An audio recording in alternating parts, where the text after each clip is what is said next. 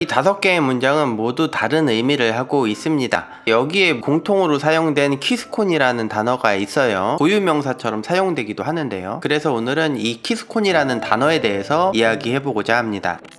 안녕하세요, 유실장입니다. 키스콘이라는 사이트에서 하고 있는 일이 꽤 여러 가지가 있습니다. 그 중에서도 건설공사대장 통보 시스템이 가장 중요하겠죠. 다른 것들은 모른다 하더라도 피해를 당하는 일은 없는데 이 건설공사대장 통보 시스템은 의무화를 시켜놨고 이행하지 않을 때는 과태료가 나온다거나 하기 때문이에요. 이 내용을 가지고 제가 영상을 준비하다 보니까 이름만 들어도 알 법한 대형 건설 회사들이 이 건설공사대장 통보 시스템을 제대로 이행하지 않아서 과태료를 받는 일이 꽤 많이 있더라고요. 가볍게 다루기보다는 조금 깊게 다뤄보기로 했습니다. 건설공사대장을 이야기하기 전에 이 키스콘을 먼저 다뤄보고자 합니다. 건설공사대장 통보 시스템이 생기게 된 과정을 잠깐 이야기해보고 넘어가도록 할게요.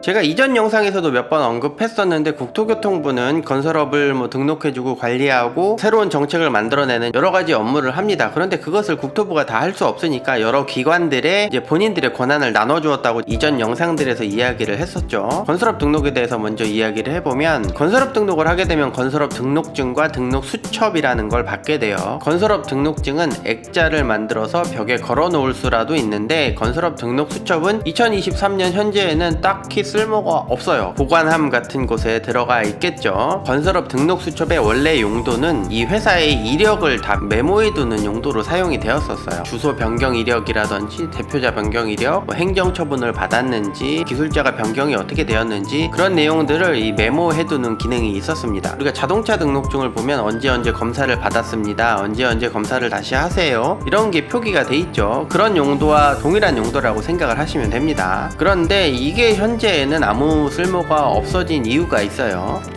서울 용산구에 거주하는 유모씨라는 사람이 이 부산 해운대구로 이사를 갔다고 생각을 해봅시다. 유모씨는 해운대구 주민센터에 전입신고라는 걸 하게 돼요. 서울 용산구에서 사업을 하고 있던 어떤 건설회사가 부산 해운대구로 이사를 가게 되면 부산 해운대구청에 기재사항 변경 신고라는 걸 하게 됩니다. 그런데 이렇게 해운대구청에서 이 건설회사의 기재사항 변경을 신청해줬던 기간이 그렇게 오래되지가 않았어요. 약 한 10여 년 조금 넘은 것 같아요. 그 이전에는 해운대구청에서 이 건설회사의 기재사항 변경 신청을 받아주질 않았어요. 그러니까 2000년 이전에는 이 회사가 우리 관내로 들어왔으니까 이 회사의 기재사항 변경도 해줘야 되고 이 회사를 이제 관리를 해야겠죠. 서울에서 뭐 하던 회사요? 이거 서울에서 무슨 사고치고 이 부산으로 도망친 거 아니야? 그럼 이거 어디다 물어봐야 되냐? 용산구청에 있었다고? 그럼 용산구청에다 물어봐야 되냐? 아니면 국토부에 물어봐야 돼? 각 지자체별 정보를 공유하는 시스템이 갖춰지지 않았던 거예요. 그래서 어쩔 수 없이 이 건설회사는 해운대구로 이사를 왔지만 서울 용산구청에 가서 기재사항 변경 신고를 했었어요. 했던 거죠. 등록증과 등록수첩에 이 변경 이력을 기재했던 거죠. 일종의 주민등록 초본 역할을 했다고 보시면 될 것 같습니다. 그래서 1990년대 말에 국토교통부는 건설회사의 정보들을 데이터베이스화 하기를 원했습니다. 이 업무를 전담으로 할 수 있는 기관을 만들었는데 그게 건설산업정보원이었어요. 처음에는 건설산업정보센터라고 불리기도 했습니다. 가장 먼저 해야 될 게 지자체 공무원들이 어떤 자료들을 컴퓨터로 막 입력을 해야 될 거 아니에요. 지자체 공무원들이 쓰는 건설업 행정정보 시스템을 처음에 만들었고 이런 데이터들이 모아져서 일반인들 혹은 다른 건설업체들이 이제 눈으로 볼 수 있는 출력을 할 수 있는 공간이 필요했겠죠. 그 출력을 할 수 있는 그런 시스템이 바로 키스콘이었던 거예요. 키스콘의 원래 목적은 이 민간이나 건설회사들이 건설업 관련 데이터들을 볼 수 있게 만든 시스템이었다고 생각을 하시면 됩니다. 이걸 그때 당시에 이제 키스콘이라고 불렀던 거예요. 건설회사들의 정보, 건설업 등록을 했는지 주기적 신고를 했는지 외부에 공개하는 시스템으로 개발이 되었던 겁니다.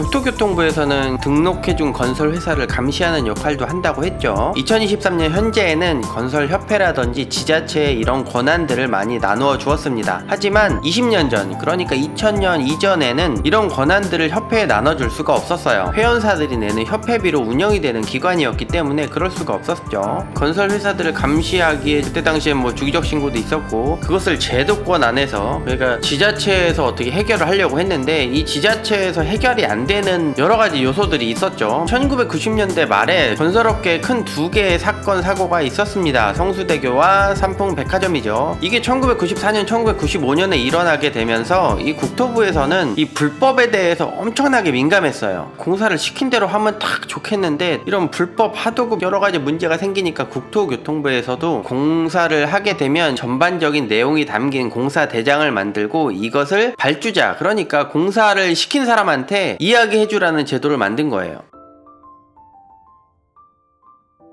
불법 하도급이라는 것에 대한 규정이 상당히 어렵습니다. 그래서 제 개인적인 생각에는 전국에 있는 한 10% 미만의 사람들 정도만 이 불법 하도급과 합법 하도급을 정확하게 이해하지 않나 그렇게 생각을 합니다. 그 정도로 어려워요. 불법과 합법을 나누는 기준은 발주자가 알고 있냐 모르냐의 차이라고 생각을 합니다. 저는 건설업 공사를 시공하게 되면 건설공사대장을 만들어서 이것을 발주자에게 이야기해줘라 라고 하는 제도를 만듭니다. 이제 하도급 관련해서도 2008년도인가 아마 생겼을 거예요. 이제 발주자에게 통보하는 그런 제도를 만들게 되면서 그 기능을 키스콘이 가져가게 됩니다. 키스콘 사이트에서 건설공사 대장을 작성해서 발주자에게 통보를 할 수 있는 시스템을 만들어 놓은 거죠.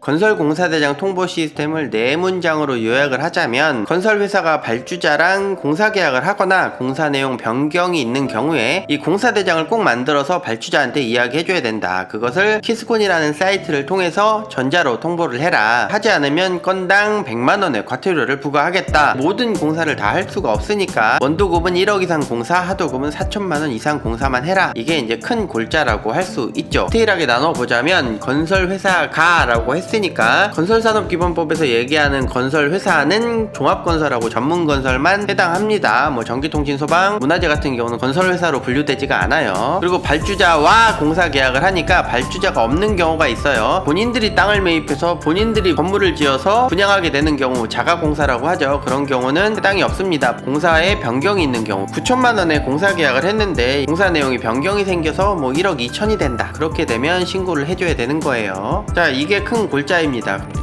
이 내용도 중요하지만 여태 제가 이야기했었던 본인들이 하도급, 불법 하도급을 하고 있는지 불법 하도급을 준 건 아닌지 그 내용 파악을 하지 못하는 거야, 건설회사들이. 그래서 키스콘에 본인들이 하고 있는 것을 정직하게 올렸더니 이제 지자체에서 연락이 와. 본인들이 불법을 하고 있는 걸 어떻게 당당하게 쓰셨네요, 이러고 말이지. 그런 경우에 누가 책임진다? 회사가 다 책임을 져야 한다.